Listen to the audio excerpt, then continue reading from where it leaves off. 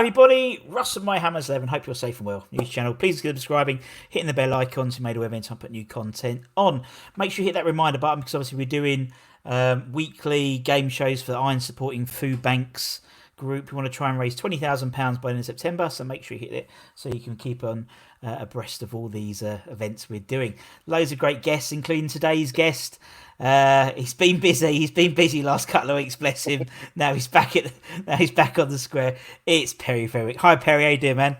Hello, Russ. All right. All right, cover your eyes. How you doing? We'll do it at the end, but we'll do it at the beginning there. Well, why not? Well, Why not? How are you, man? How's things? It must, as I said, we just started. We talked just before we start. It must be weird getting back and recording basically at the square. Yeah, I mean, it was strange. I mean, it's kind of like, because, I mean, for everybody, when we went in lockdown, it was kind of like I was filming Yeah. that evening, as it were, and then it was literally just like, right, go home. And then we didn't know. Obviously, nobody knew. We were all in a stitch of whatever what was going on and stuff, and so it was weird because even there's a cast of about 50 down there normally. So if it was whoever you were particularly filming with that day, it was like, right, well, see you when I see you, Yeah. And we all kept in contact through lockdown. We had like WhatsApp groups and things like that and what have you. And and then we got the call, I think it was sort of around about sort of end of May, saying, looking at going back the end of June, which is what's happened. And so we've been back since the 29th of June. But it's very different at the moment. It's kind of like we have to use all sorts of different ways of filming to basically make people look like they're closer together when they're not. And there's people walking around with big 2-meter sticks, and it's like if you get too close and stuff like that. So it's all a bit weird. And also when we first got back, it's the same as everybody else. We believe it or not, we are a really close cast and crew down there. And the first time you see someone, you're like, hello, mate. And it was all this and and stay 2 meters away. I mean, everybody's had to do it. That's the way it goes. But it's just made it a little bit more difficult. But they've been very inventive with what they're doing. And you're also fighting against the thing of just like keeping current still. Because it's, things are changing every day and stuff like that. So, but it's, from what I've seen, it looks good. It's back on next week. And, long way it rain. Yeah, exactly. I think, and you're right. It's also like, everyone at home, innit? It's like there's been nothing sort of new that's come out, innit? It's also all reruns and stuff. So it's nice to get something new coming out.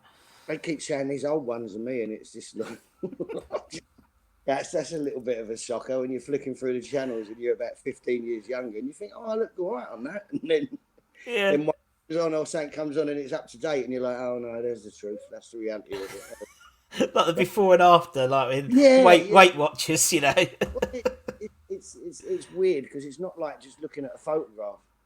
It's like that whole feeling of, like the first time you hear your voice when you were a kid on a tape recorder or something. You think that's and you have an idea of what you think you look like and what you sound like. And I hate it.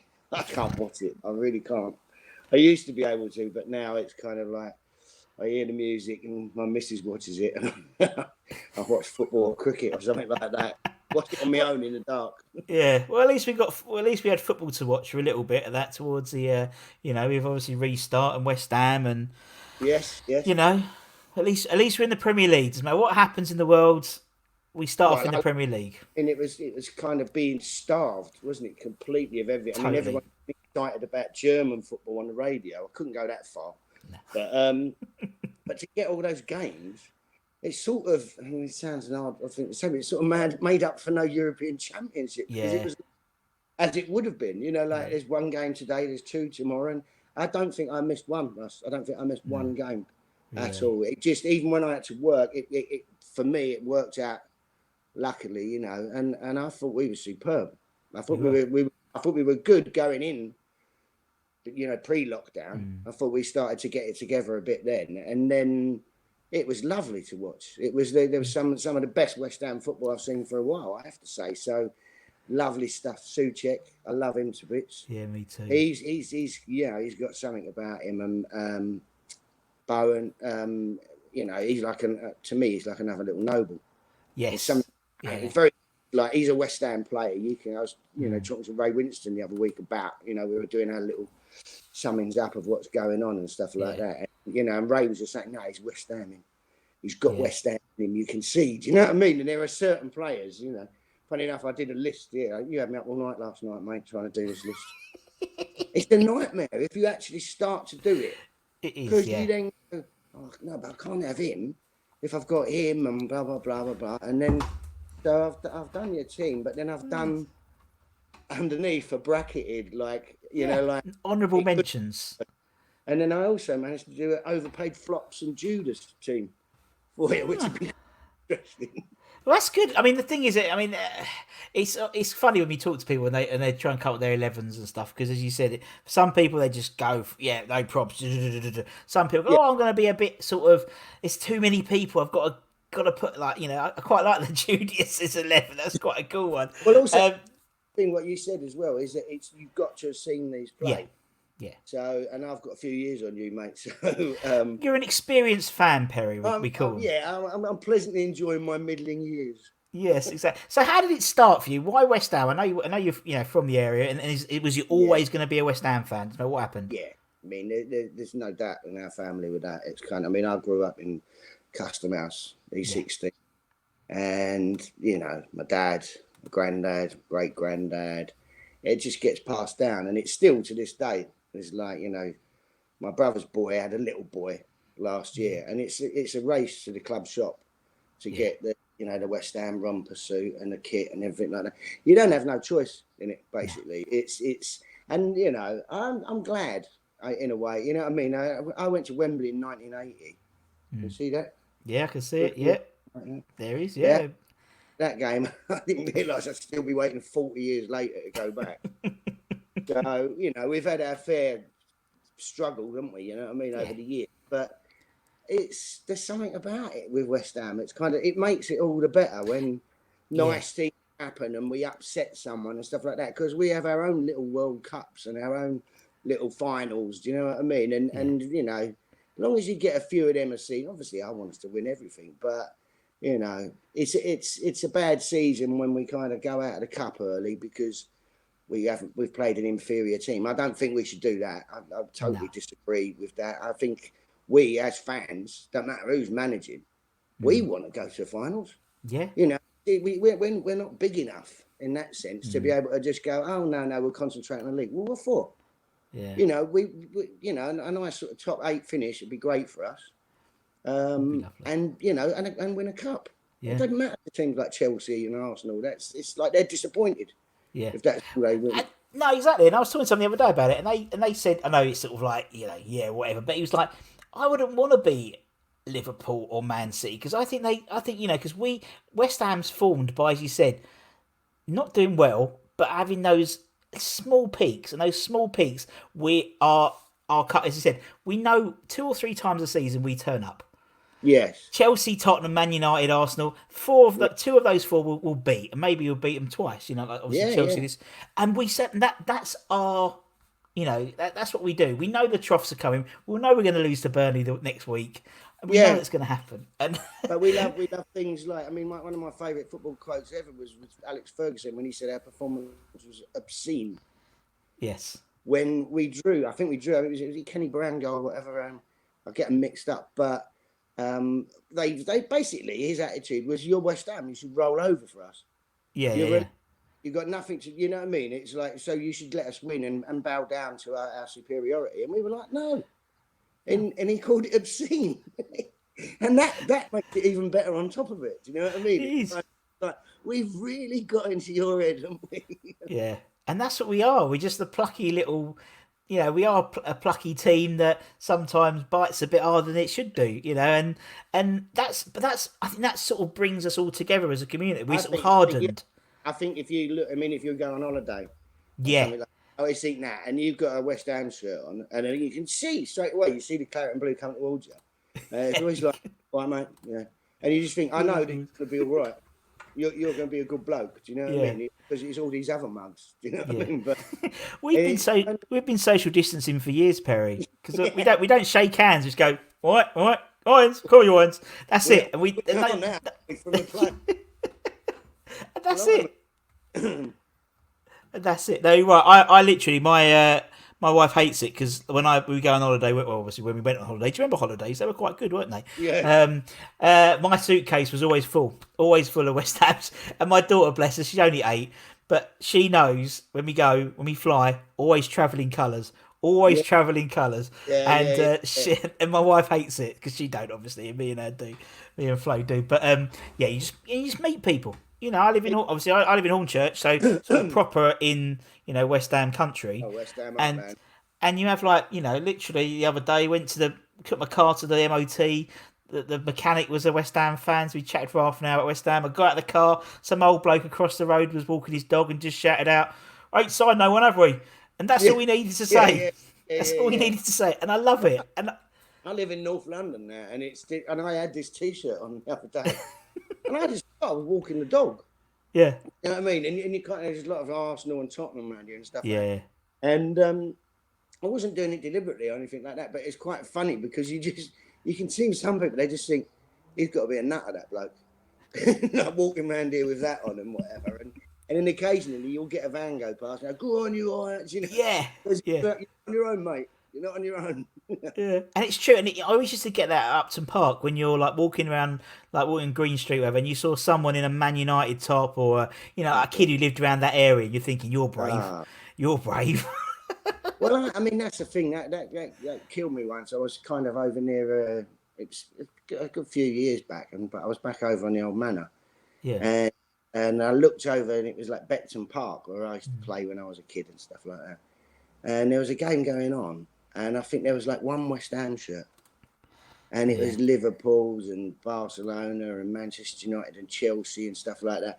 And you think when I was a kid, when we used to play, I know it was a long time ago, but it was every single kid had West Ham on. yeah, And I think those ones who sort of, their dad might support West Ham, but then they go, no, I want to be, I'm Liverpool, and there's no connection at all, apart from the fact that they're good. yeah. And I, like you saying, referring to before, I think they miss out on that in a way They do. because it's like it's just per se, isn't it? It's kind of just like, yes, we know next season Liverpool, Manchester City will win things. Arsenal, Manchester United, Chelsea will win. It's between them sort of thing, and someone else sneaks in. And that must be, I suppose, never having had it. I think it would be dull because we have the best and most perfect song for our team. Exactly. Fortune's always hiding, and it's like my dreams, they fade and die. Everything about it is it's geared towards being a West Ham supporter. It wasn't originally meant like that, but it actually is it perfectly sums up. Yeah. Like that, just the years and years of heartache. Yeah, it does. But Absolutely perfect. Frustrated by, like, we can sit in a pub, can't we, all of us, and just go, do you remember that one? Do you remember when we so and so? We can pinpoint. You're right. Yeah. Yeah, and they're immense nights. They're not just like if you said to Ashley Cole, what was your favourite cup final that you won? Oh, I don't know. There's 7. We hasn't narrowed down to 3. and we nearly did it against Liverpool. I was up there in Cardiff. I went up there. Yeah. We didn't even get Wembley for that one, did we? No. It was. I suppose as I was talking to someone today actually, and we were talking about West Ham and his son's 13, and there was a wobble where he was thinking about, when he was like 8, going to Liverpool, being a Liverpool fan. His dad went, no, stay with West Ham, and actually. It's character building. And it's so true. It's character building. You can live with disappointment and stuff. There was one time, and I felt awful. I still feel awful to this day, but I forget who we were playing. But I always go with my dad. He took me when I was a kid, and now I take him, sort of thing. And we got spanked at home by someone, and it was really poor. Like the opposite to when we do turn up. There's other times we go. What were you thinking? What we not one player doing it. Yeah. And I had a raving ump about it. And my dad's always very optimistic. Like, he said, well, so and so was injured, wasn't he? And that should have been a penalty. That if that was a penalty, then like that. And I just went to him, stop it. And he went, oh, all right. Well, and I went, this is all your fault. I feel awful now. I feel terrible. It's ruined my weekend. I was meant to go to a party tonight, and I can't go now because I've got the raving ump, and it's because of you, because you made me support us. It's so true. I'll never forget his shocked face, and it's like, and I got home, and obviously he calmed down and whatever. Yeah. It's who we got next week, look at the other results and all that sort of stuff. And I had to Exactly. explain to him, and I went, I'm so sorry. I said, it's terrible to tell you, like, you know what I mean? I love being a West Ham fan, but that gets me. It was really just like, who can I blame? My dad. Yeah, it'll do. I mean, the amount of times I've series linked match of the day in the last sort of few seasons. Where I was, match of the day's on. Do you want to watch it? No. Oh, well, you lost, didn't you? Yeah. Move on. If you go to the game and we've won, we've given someone a right good hiding. Yeah. Fabulous, brilliant. Go and have a few beers and stuff like that. Then watch it on match of the day that night. So they have to say nice things about West Ham. Yeah. When we play really well, because there's a few on there. Let's name no names, but it seems to me that they sort of just a little bit like we're a bit of a joke, clubs or something. So you've already watched the game, and then you watch it on match of the day again. Then there might be the Sky thing, where you can see a whole run through or extended highlight. So you watch that as well. And then the next morning you get up and you go and buy all the papers. Yeah. All the papers to read the review again and again and again of the game that you've now seen 5 or 6 times within a day. So true. But if you lose, you do none of the above. None of it. I don't want to see a paper. I don't want to see jug ears on match of the day. I don't want none of I watch Britain's Got Talent rerun on Sunday. I'm all right. Yeah, I'm fine. Yeah. That's it. that is being West Ham, because it happens more often than not, and that's what I love about us. Do you remember your first game, Perry? Do you remember your first game at Upton Park? At Upton Park. Do you know? I don't really remember my first game at Upton. I remember the first game that I went to because go on. Said before I'm getting on now, but believe it or not, it was at Highbury.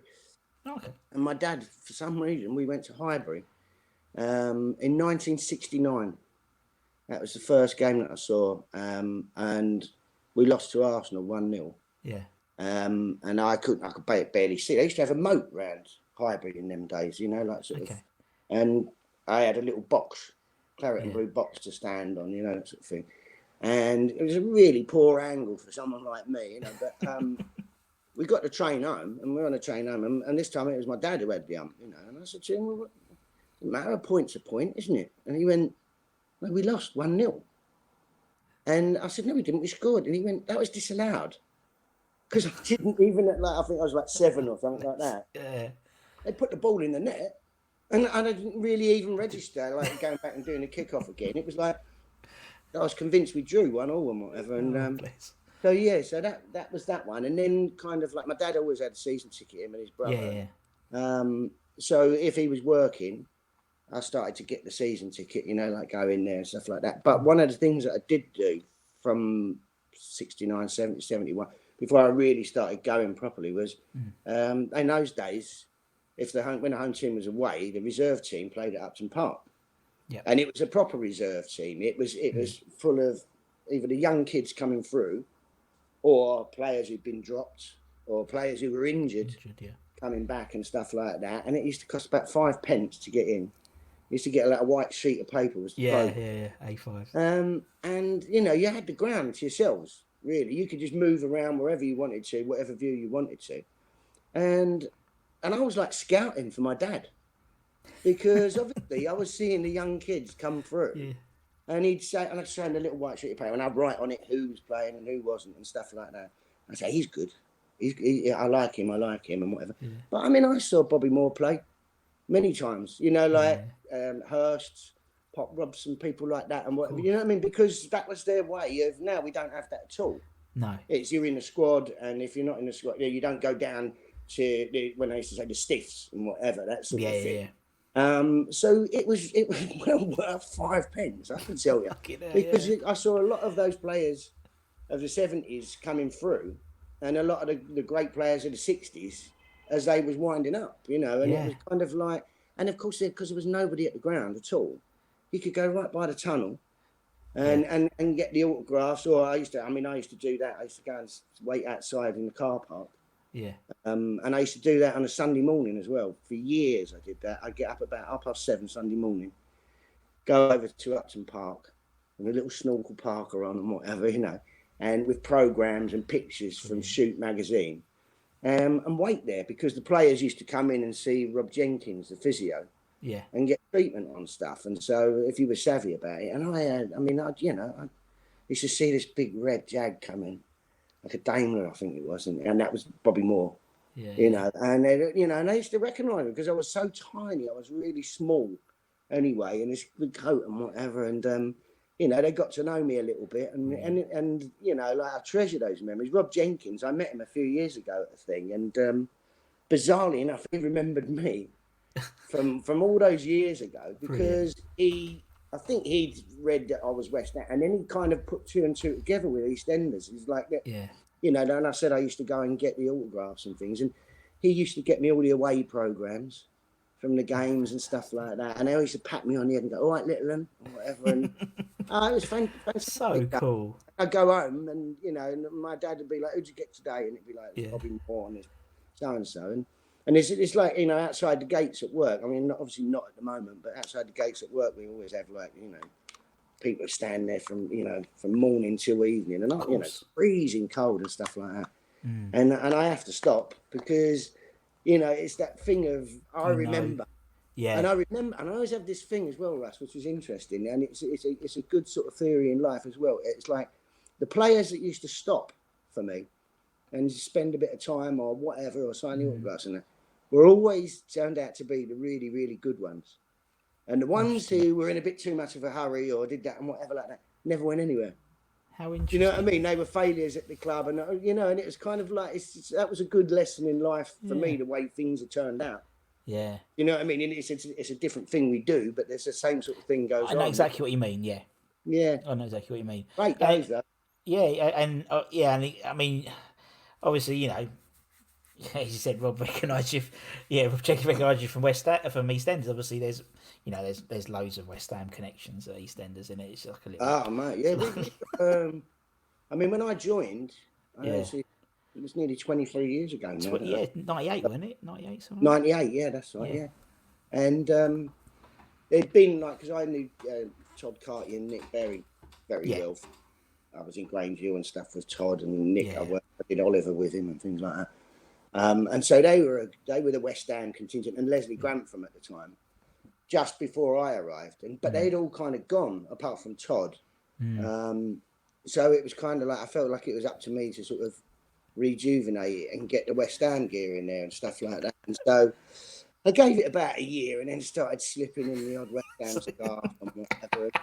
And I'm sorry, I'm going to take responsibility for this. I kind of I got it in every which way but loose that I could do stuff and whatever. And even when the wardrobe people would take me to get some clothes and stuff like that, well, that's a nice top, and it'd be like this colour. Do you know what I mean? Stuff and in the end, I think the bosses just went, "Oh look, Billy Mitchell's a West Ham fan," and then they started writing stuff in. Do you know what I mean? And players and things like that, and me loving football and all that sort of thing. And then it picked up again because down there now you've got there's Mr. Dyer, Danny Dyer, who was actually Danny Dyer lived across the road to me when he was a kid. Really? How funny! We went to the same school. We went to Woodside. And Regent Primary School. Went to Woodside with Alan Dickens. He was a mate of mine at school. Birthday was yesterday, wasn't it? Today, so it's me, Danny Dyer, Scott Maslin, who plays Jack, Jamie Borthwick, who plays Jay, little Fred, who plays my little boy in the show. I mustn't forget anyone. Oh, blimey. There's loads. There's kind of about a dozen in the cast. And most of the crew are West Ham. So, and now because the soap sort of embraced it, I think before they used to have a Wolford Town Football Club. Yes. That they referred to as being the local club, and that's all gone now. It's West Ham. There's even a claret and blue bench in the square now. I don't know whether you've seen that. Yeah. So that's that, and it's kind of interesting as well because I think at the time they was a bit worried because none of the other soaps mention for their locality and stuff like that, like Emmerdale, Yorkshire, and they never mention Manchester United or Manchester City because they don't want to alienate the viewers. Yeah, And yeah. they want, you know, people from Liverpool not watching and blah blah blah and vice versa. And like whereas Walford, as it were, I mean, it's even ironically now what used to be a false postcode, but it's not. It's where our ground is now. Yeah. Because E20 Is never existed. Yeah. It existed as Walford E20, and now it is actually. So you really they can't argue. Oh, behind it now, yeah. West Ham, isn't it? Because it's in E20. So it's really nice, and I've got to do a few things over the years. Like sometimes when I want to keep the show really topical. Yeah. I remember doing one where I think it was when Tevez scored against Man U and kept us up. Is that right? Am I right, Russ? Yeah. And they called me up the night before. It was on a Saturday. Was it? Can't remember. Whatever it was the next day. But they asked me to come in and film what they call an insert for the start of the programme, like just 10 seconds or something like that, just to recognise the fact that West Ham had stayed up. Yeah. And it was me and the late John Bard and Jim Branning, and he was in the calf, and the camera started on the headline on the page. That was it. It was on the morning. It was on that day's paper. Yeah. So when the show started that night, everybody was watching it. See, Tevez did it, and then John Barnes just goes, "He did it, didn't he, the boy?" And it's like, "Yeah, go on." So everybody at home would have been watching it, going, "How did they do that?" Yeah, because that's always something I notice. It's like, if the election or whatever, they always, go, Boris is in for another 4 years. Fucking hell, it's like very clever. It's brilliant though when we can do that, because I do imagine people having their tea and then going, "How?" That's not right. Do you know what I mean? It's kind of like, so like those sorts of things. I mean, and obviously there was a time when we were getting close to the Liverpool final, and the governor was phoning me up and saying, "What do you think? Do you think they're going to get through to the semi-final and this and that?" Because they were, we want to be able to do something if they do and all that sort of thing. But I couldn't do anything that time. I think I was still crying in Cardiff. Yeah, sorry. Yeah, exactly. Billy Perry's not picking up. I know he's not. Gerrard just scored. Yeah. Yes, it's what it is. But no, brilliant. Really, really interesting. As you said, it always surprises me when I watch it, and it's like they did the inserts, and now we know how they done it. Very clever. Very good. Yeah. Anyway, let's talk about the 11. Let's go back to West Ham. Back to West Ham. So this 11, Perry. Right. Yeah. Let's start off in goal. Keeper. Right. I thought long and hard about all of these, My manager's John Lyle, by the way. Oh, very good. This has to be him. It was a toss-up for me between Ludo, who I thought was magnificent, and he and a character and everything like that. But he was a good shot stopper and everything, and I really liked him. But I have to go Phil Parkes. Yeah. Because well, he's a mate of mine as well, and he'll kill me if I don't say that. But yeah, I mean, he was a record signing, wasn't he? He was. And took over from a record signing, Bobby Ferguson. Bobby Ferguson. Our times changed 5,500. Well, I mean, you got to think nowadays. It's in essence someone like Reading buying De Gea for Man United. That was the championship team. And also with both those goalkeepers as well. I mean, you're talking about longevity as well. I mean, Parkes from 79. We signed him. Something like that, yeah. Yeah, and then and it was Ludo who really took over from him. And it was a crime that he didn't play more for England. But then at that time, it was what's his name, wasn't it? It was Clements and Chilton. Yeah. I think he did play, and I think he was in the squad a couple of times. And his wife did tell me that they called him up again one time, and he just said no. He said, "Look, am I going to play? Are you going to play me?" And they said, "Well, we don't know." And I think he kind of retired himself from it. Do you know what I mean? He just said, "I can't. I'm not going to get my hopes up again," and stuff like that. Just an unfortunate thing that we had that sort of wealth of goalkeepers at the time. But brilliant shot stopper and big man, Phil. and he did adverts for Cossack hairspray. He did. In Shoot magazine, Yeah, which is just, I mean, that's up there with Kevin Keegan and Brute, isn't it? It's kind of. and he's such a lovely bloke, such a lovely he's bloke as well. That's a nice man, yeah, very nice bloke, and so modest about everything that he's done and stuff like that. And no, so it's out of those two, but definitely Phil, yeah. Yeah, and he's just turned 70, isn't he? Just turned 70 because we've had done, Marie on. He looks amazing though. He does. And he's still got the same hair. Mate, no, he grew it for his 70th because we interviewed Marie. Like the Cossack. Yeah, and he grew it just for his 70th. Bless her. Love him. Absolutely love the man. Oh yeah, he'll be there. We're gonna do one. I've been promised by Marie. We're gonna do it in his bar. In his house when we can all get back to normal, so that'd be fun, won't it? That'd be good. It's got a lovely bar, right? Okay, Phil's in left back. Should we go left back? Or yeah, you playing left back, or are you playing 4 at the back, or what are you doing?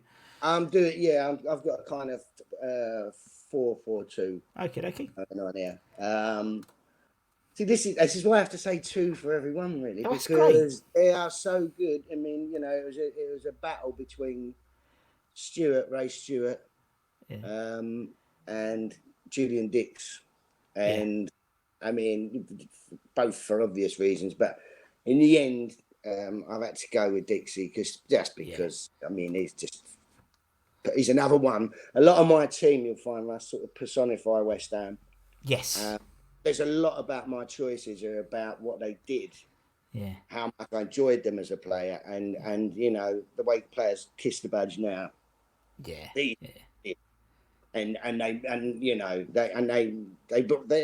all idolised for it. Even the ones who I've kind of bracketed, as it were. Do you know what I mean? Like sort of Ludo and Phil Parks. It's like, So, but yeah, I mean, Dixie, that left foot. Oh God, I mean, and some of the challenges that just again, another player who really should have played a lot for England. Yeah. And he tells a story about where I forget who it was who was in charge. I don't know if it was Taylor or someone like that. But someone said to him, an assistant, forget who the manager, it might have been even the Hobble, I don't know. But just said, do yourself a favour, grow your hair. Oh, Venable, yeah, 96. And the boss will get you in a team. And he said, what's my hair got to do with it? Yeah. Do you know what I mean? How ridiculous is that? And then this was pre-Beckham having exactly captain in England and stuff like that. And it's just like, what a ridiculous thing to come out with. He's one of those players who just give 100%, if not more. Definitely. And I have a fantastic picture of him upstairs of when he scored that penalty against Schmeichel. Yeah. And he just walloped it in with his left foot and it bounced back out and he kicked it straight back at Schmeichel again. Yes. And just went and stood there like that with the old socks rolled down. And it was another Billy Bonds, in that sense, and I like the players that we have at West Ham. We do have culture. We have had some fantastic players over the years. Yeah. Skillful players who haven't even made these teams, which is just, I've spoilt we've been. But we also, we like them players with heart and a bit of aggro about them as well. Yeah. Like we roll over, if we can't beat you, watch you go.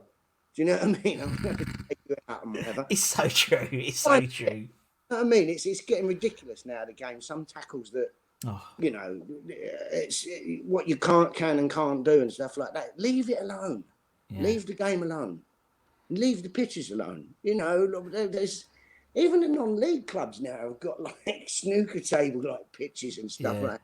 It's it's just I suppose it's kind of looking back with rose-coloured spectacles, but of course, it did seem to be when you watch those sort of reruns. I watch a lot of the games, the 70s, what they show. Yeah, me too. Yeah, and you remember all them players because you had them on football cards. Sure. Do you know what I mean? And it's like you probably name all the players and teams because they didn't switch teams around that much then. I can remember watching West Ham, and it'd be a bit of a shock if they drop someone or whatever. It's kind of like you don't know who you're going to see. But I'm going off the subject again. But so Dixie gets the nudge from me. Yeah, no, you're totally right. What you say about players like that, something being funny is like we interviewed loads of like the Cotties, Maccas, and people like that, and Tony Gales. And I think Tony said when he was at West Ham, every year bar one was a testimonial year. Yes, that's a really good point. And Brilliant point. Mark And, Noble, and that's it. He's in the modern era, so it just is the way the game moves, unfortunately, isn't it?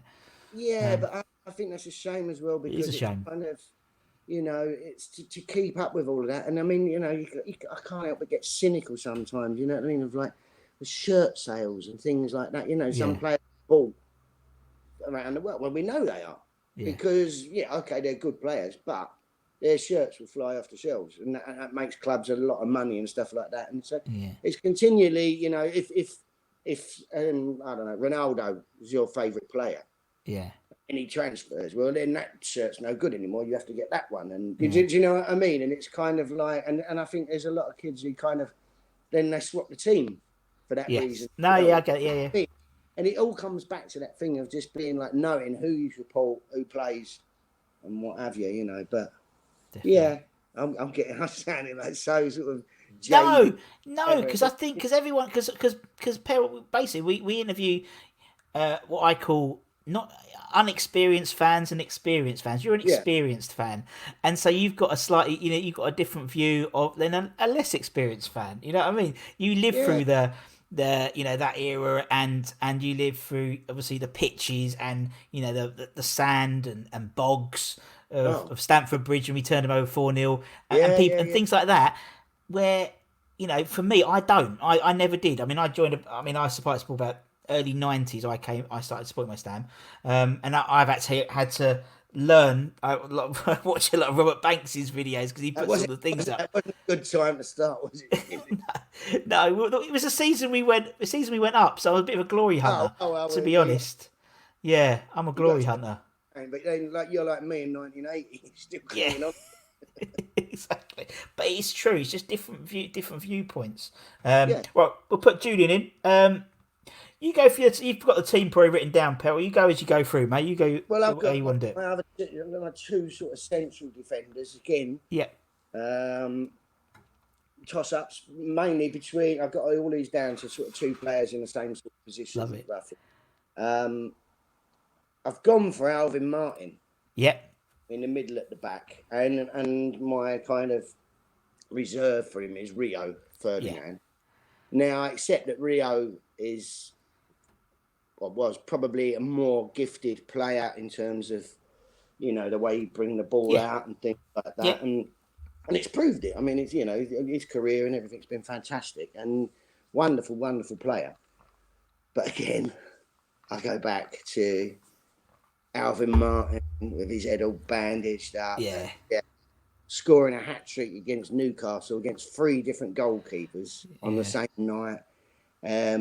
1980, he had the black eye after the game, and he was a Scouser, but the most adopted. He adopted West Ham, and West Ham adopted him. Definitely. And he's there, and I see. So you see my back four at the moment. I've got Billy Bonds, I've got Alvin Martin, Julian Dix. Yeah. And alongside Alvin, the reason why them 3 are there is because they're there to protect the wonderful Bobby Moore.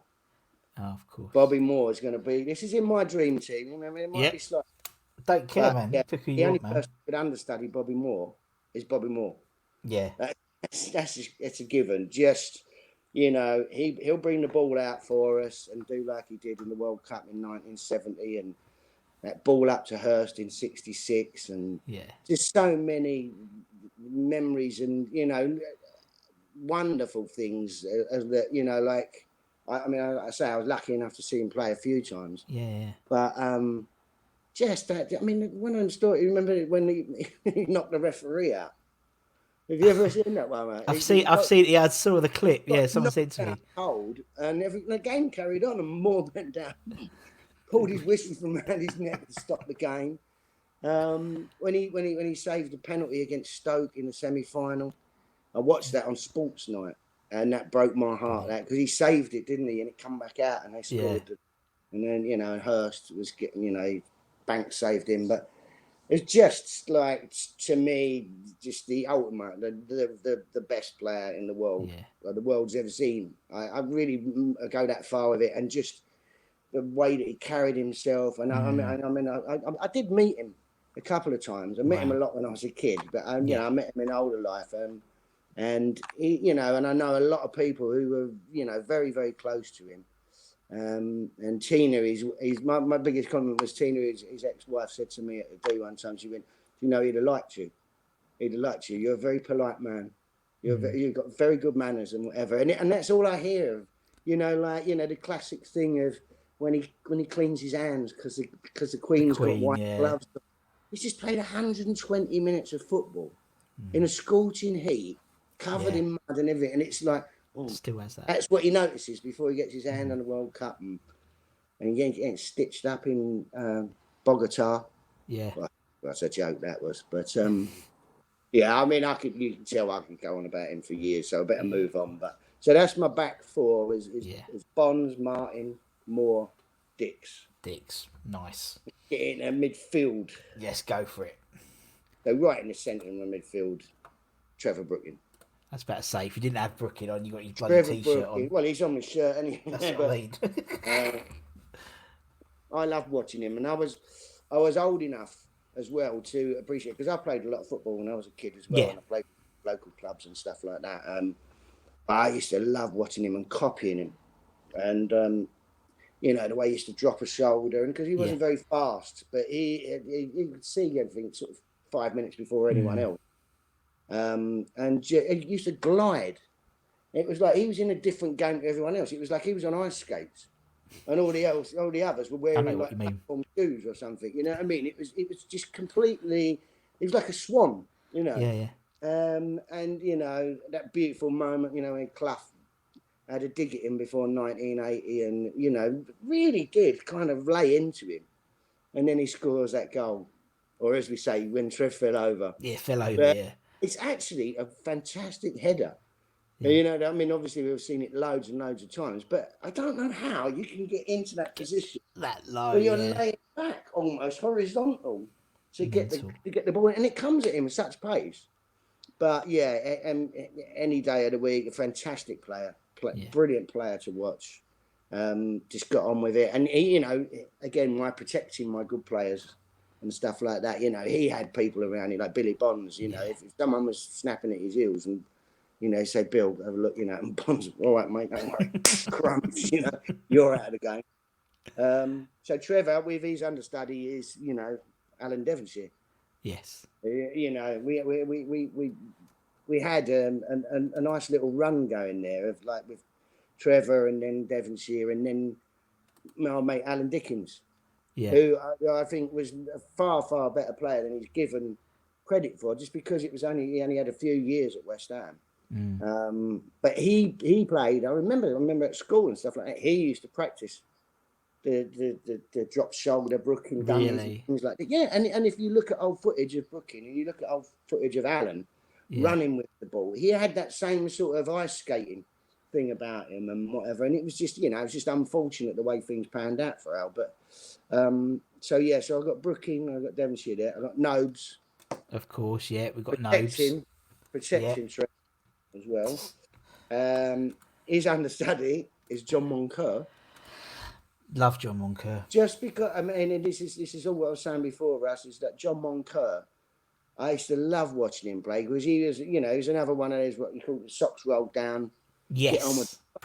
He just used to make me laugh. He'd do things to behind the ref to the crowd. The ref he used to do that. When he was particularly towards his latter career, when he was a substitute quite a lot, didn't he? He used to run behind. He used to run behind the linesman, didn't he? Yeah, he was just like kind of a really, it's nice to see.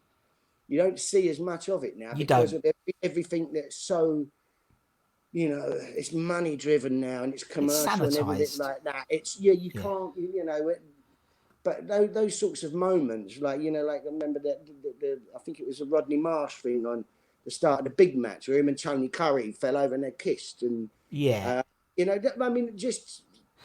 Well, unfortunately now, I think it's now with football, it seems anyone who stands out, everyone sort of berates. So like I look at Grealish and everyone's like, oh, he's a right toss. Oh, he's Yeah, cocky. I'm being funny, but he's just because he's got personality. And yeah, he might be a bit cocky, but yeah. he's confident in his and it's, so I don't mind that. You know what I mean? Yeah, and yeah. There's a thin line between that and arrogance, Yeah, and exactly. I think sometimes just because someone might not smile so much or do whatever, well, don't dig them out in that sense Yeah, because they're doing what they're being paid to do. yeah, But equally, though, I like players with a bit of charm about them as sure. well, Yeah, and Monks would.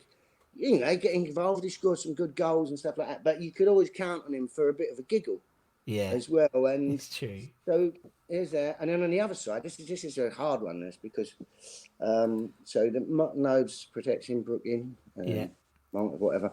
Now alongside Trev, this is at the moment. At the moment, I want Declan in there. yeah. Long as he doesn't go in the next. Well, we'll put this up. We'll put this up in a couple of days to make sure. But yeah, Well, it's kind of like it's one of those things because if he's a nice kid actually, yeah. and and what a footballer, Oh and yeah. he's to me he tackles like more, Mm.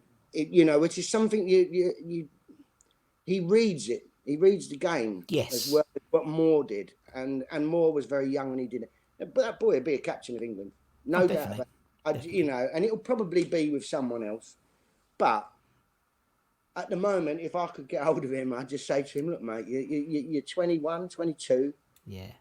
You're captain. You've got to be captain of West Ham. Give him the captaincy because Nobes, hopefully we get a little bit more out of him. But Yeah. I think you should hand it over now Yes. and say to him, look, I want to build a team around you. Totally. You are in the England team already. Yeah. We are still in the Premiership. You will be playing in every single game possible. If you go somewhere else, you might not get that, blah, blah, blah. You ain't going to peak until you're 25, 26. So Christ knows what you'll be like then, all being well, injury-free. Yeah. Yeah. So, listen, we looked after you. So look after us for a couple of years. Yeah. Exactly. And then go with our blessing. And don't go to Chelsea. Don't go to Chelsea or Spurs. Otherwise, you're off my list, Deck. You go. Oh dear. Well, there you go. No, I'm understudy, and he's itching to get in. So yeah. Well, I think with Deck, I think the trouble with Deck is, I think anywhere he goes, bar I'd say probably Man City. If he goes to Chelsea, or they'll put him in centre back, and I think he's wasted as a centre back. Yeah. It's a brilliant thing for England. Oh yeah. That if needed, he slips into that. But it's clear that he doesn't want to play there really. And what about that goal? That's what I mean. Gets his goals. What about that shot the other week? And he's, like I say, there's been a few times I've seen him do that particular tackle that I think Moore did on Rivellino. Yes, I know exactly what you mean. Yeah. He goes to ground, takes the ball and gets up quicker than him, and then brings it out. And I've seen Declan do that a couple of times, and you just think, has he been watching that sort of Mexico 1970 or something like that? Because there's only certain players who can do that. Yeah. Otherwise, they go in and it's a foul. And certainly in this day and age, it's like you can't get away with that. But when you look at it and you go, no, he didn't touch him. He took that. He waits and waits, doesn't he? Back pedals, and then he goes in, up, out, and away. Yeah. So I just hope he stays for a couple more years. And me too. And if we can do that. Actually do that if Moyes can, you got Soucek, and there's some players that I thought were post lockdown starting to gel. Yeah, really starting to gel. You can see there's a nucleus. There was something about it, wasn't it, Russ? There was something about the way that they were playing. It was kind of just like we've had so much. It's like plodding in mud, and it has been, and we had so much bad luck with VAR and different things and what have you. Do you know what I mean? It's not just an excuse. We really did. You see the league table? If there was no VAR. Yeah. If it wasn't, we'd have been Champions League. Well, a bit too much actually, but yeah. So that's my midfield. Is Declan, Trev, Mark, and then sitting just in front of those three. Yep. Don't know whether I don't understand this false number 10 stuff, but I suppose it kind of. You're either number 10 or you're not. Yeah. Do you know? It's like, Yeah, in my day, it was not number 9 was centre forward. Number 10 was, they used to call it inside forward. sure. Back in the I day. know. I've been learning all about these, Pell, now because Yeah. like Left with half, what, Bobby Moore was. yes, He was left half. I a know all left. about them now. Yeah. So, but yeah, but so sitting in front of the midfield, obviously at the moment, doing a fantastic job for us, Antonio. Yeah, It's good where shout. I think he's lethal, and Mm. I'm I'll go on to that in a minute, but um, it would have to be Paolo Yeah, Paolo. sitting behind what will be my front two, Yeah, because I'm a big believer as well in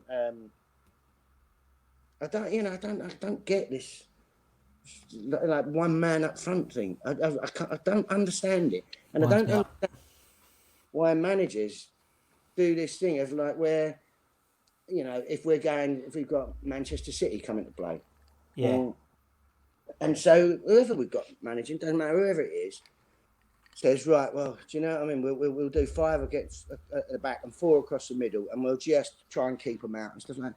No, no. don't play 2 wingers, play 2 up front, go at them from the whistle. Well, it just astonishes me that the teams are actually falling over, Yeah, rolling over. They go, well, we're never going to beat them like that. Well, you might, it's a free you hit, might, isn't it? because It's a you might free get hit. De Bruyne and people like that going, Mm. hang on a minute, he's supposed to respect me. Yeah, He's supposed to let me go running and think, no, yeah, crunch him, get the ball up, have 2 up front, big man, small man, yeah, always work for us. yeah. Simple. A bit of flair and a bit of bite in the team. That's what my team's about. And I just don't get this thing of like, well, no, we decided, to just play 1 up front against Yeah, Suns, and you're like, well, it never works. no. We still get chonked 5 Yeah, 0 at home. exactly. Yeah, Why not give it a try? yeah, Why not try and scare them? Because when teams do that, it's a bit like FA Cup upsets. yes. The big flash teams don't know what's hit them. Nah, no, no. And they can moan about the pitch or the dressing room. It's tough. That's how it is. You Yeah, started out like that once, Oh, I'm getting a little bit on the soapbox here. I love it. I love it, Bill. Getting wound up because I want it to happen, Russ. But it's true, and it's like the one thing that winds me up about the modern game as well is not playing proper wingers. Like Yeah, proper wingers, they play inverted wingers. What the fuck is yeah, an inverted winger? It's a left foot on the right side. It winds me up yeah, since that's why I like Bowen, because Bowen's like, but he's still left footed. And they put him on the right, but he's yeah. got that sort of old school. Like I used to like when I was in my day, but we had like Lazaridis, we had Matthew Etherington, Do it we had straight up. and yeah, exactly. Left Right. wingers beating the fullback. Yeah, Cross it in, big man, in it goes. Done. Simple. yeah. There we go. Oh, my Exactly. soapbox now. We were always a wingers side, West Ham. We always had wingers, Yeah. and it was just exciting, really exciting to watch. Like taking the ball down to the dead ball line, and then pinging it into the box, and then you get like a Hurst or Pop Robson or someone like that, or Yeah. Hudson. I'm, I, you can see where I'm going with this. Is the fact of the matter is, I just think everything what I'm saying is now deemed old-fashioned Yes. Yeah. old-fashioned setups. Teams don't do that now. Well, we don't all have to do what the big 6 or the big 5 do. Let them do that. And then almost like, not that I like them at all or whatever, but almost like in that Wimbledon crazy gang sort of way, not playing Try and like disrupt them. Yeah. that, you know what I mean? But Yeah. it I was know what you like mean. teams were scared of them because it was just like, they don't respect us. We don't know what they're going to do. And it put them on edge, that cup final against Liverpool. They came out Yeah. in all the white suits, didn't they? And Wimbledon were just like, really? Yeah. Really? You think we're going to let that happen? I'd like to see, but as you see, as I say, in my team, it's I'm trying to get that balance. And that, Yeah. I think recently, the problem what we've had is that we've got an abundance of flair players. Yes. And we can't get rid of any at the moment. It seems to me that we have to get rid of some to buy. We really need a couple of defenders. Yeah. That's our main thing. We're overloaded We are. with midfield players, and I won't name names, but there are some who I just think no, mate, go away. You're not West Ham. even. Yeah, yeah.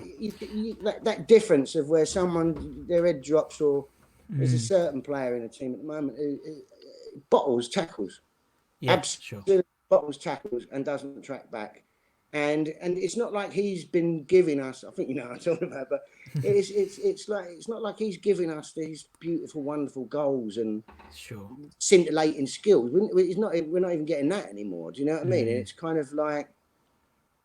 Well, it I don't seems know. more. It seems that what Moyes is trying to do, and with his interviews and stuff, and we've seen it with Souček and Bowen, is he Yeah. knows what it's like, and that's why I like. I think Moyes, although he has haters and whatever, I'm very pro Moyes because I think he's a typical I West think he's Ham done a great manager.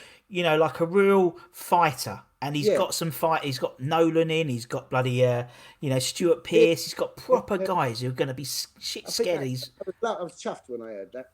yeah, That he's back. I'd love him to get Dixie back there as well, because you imagine if you were playing bad yeah, in that dressing room at half time and you've got Pearce and Dix, exactly.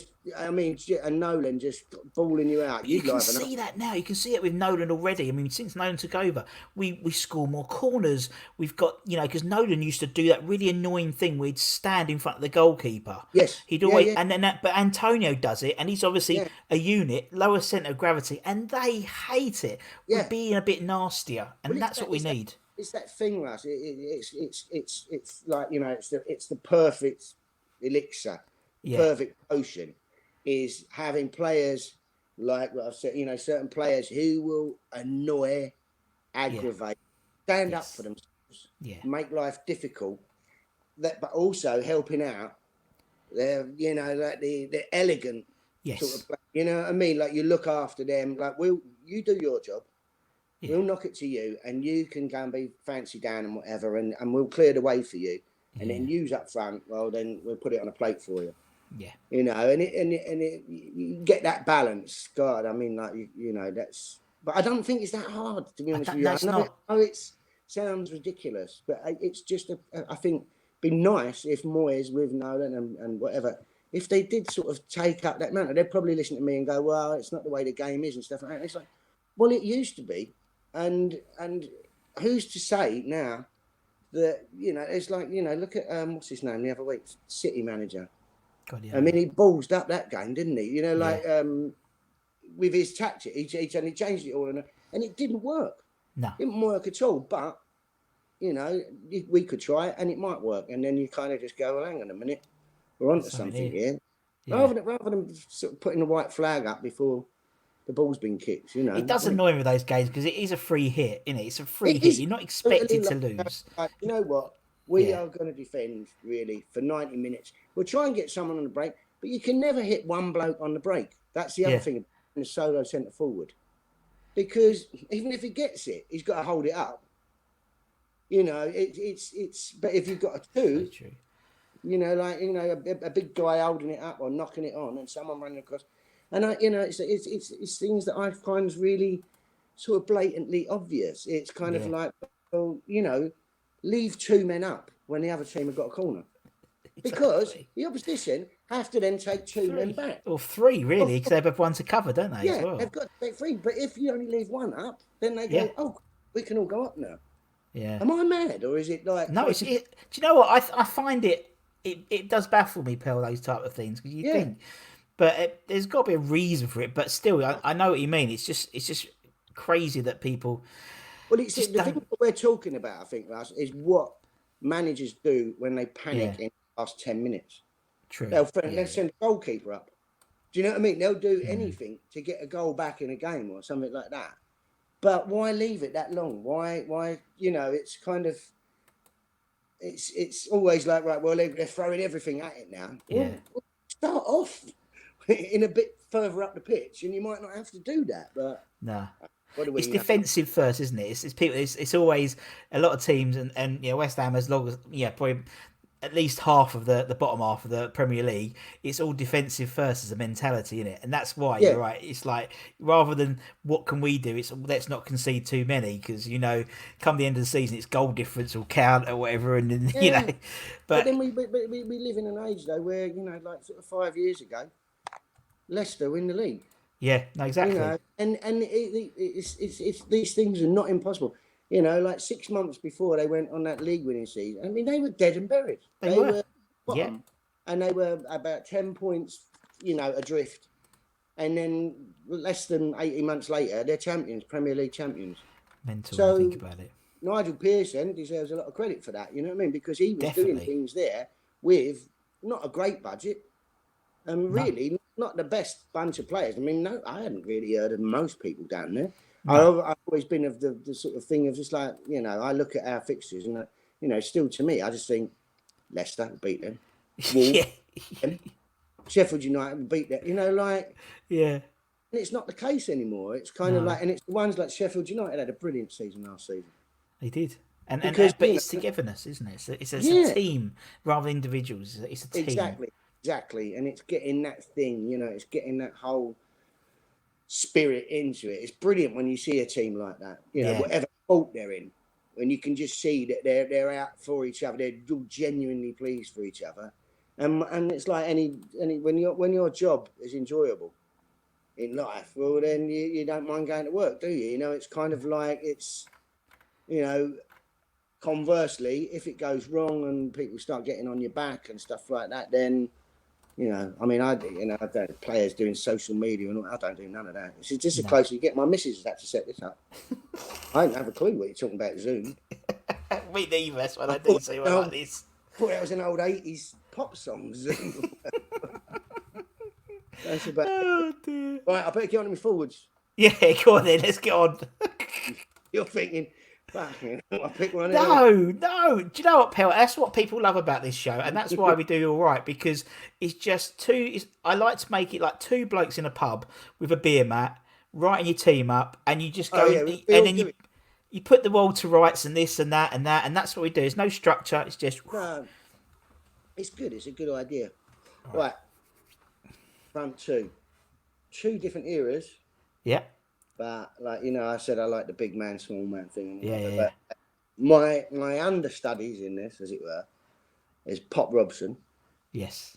Who, I mean, that was when I was really getting over to Upton Park and stuff like that, going around the South Bank goal.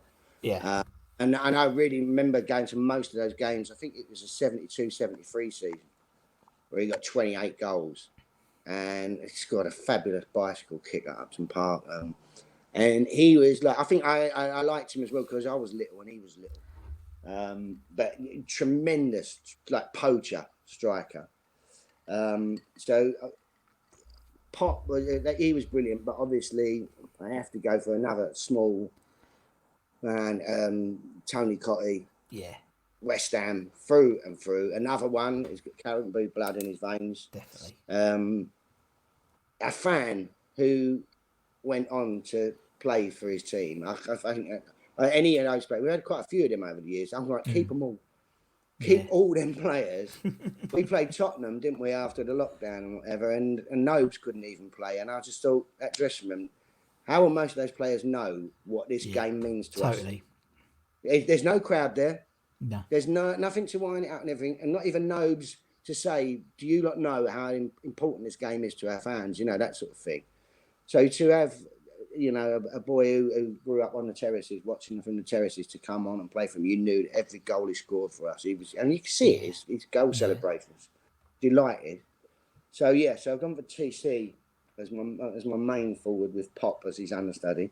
Yeah. Then I've gone the other way round on this because I've gone for Jeff Hurst alongside Tony Cottee.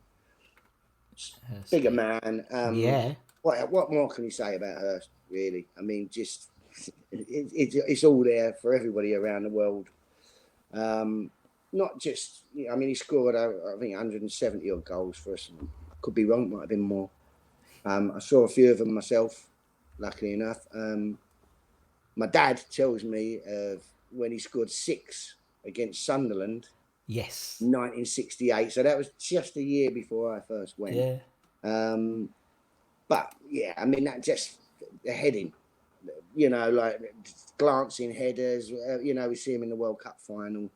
That relationship that he had with Peters and ghosting in and all that sort of thing. And I think, you know, it was all the same era and stuff like that. That Jeff Hurst and Tony Cottee up front would have been frightening. Special. Absolutely frightening. But obviously, Jeff's understudy is McAvenny.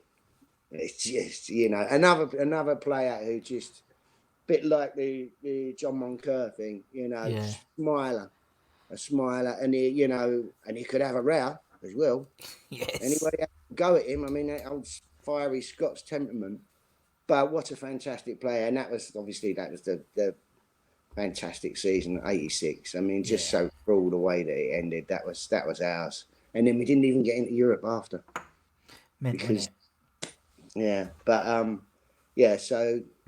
you want me to run through that? The whole go on, just go from the beginning to bottom, just so everyone can, because obviously understudies just the first team. I'm just gonna. This is my first team then. Yeah. Sorry if I've upset anyone, but in goal, Phil Parks. Yeah. Back four, Billy Bonds. Yeah. Just cherish these names. Yeah. Billy Bonds, Alvin Martin, Bobby Moore, Julian Dix, Declan Rice, if he stays, Trevor Brooking, Mark Noble, Paolo Di Canio, Tony Cottee, Jeff Hurst. Substitute, Ray Winston. Oh, Ray he'd have a go, wouldn't he? Oh, Ray Winston and a bloke called Steve Davis, who was in the crowd that day when Harry said, "Do you think you can do better than Leach?" And he came on and scored. That was a bad move, H. That was a bad H. H, bless him. Ray Winston and Steve Davis are subs. That's all right. Team Rush. That's good. Oh, I love it.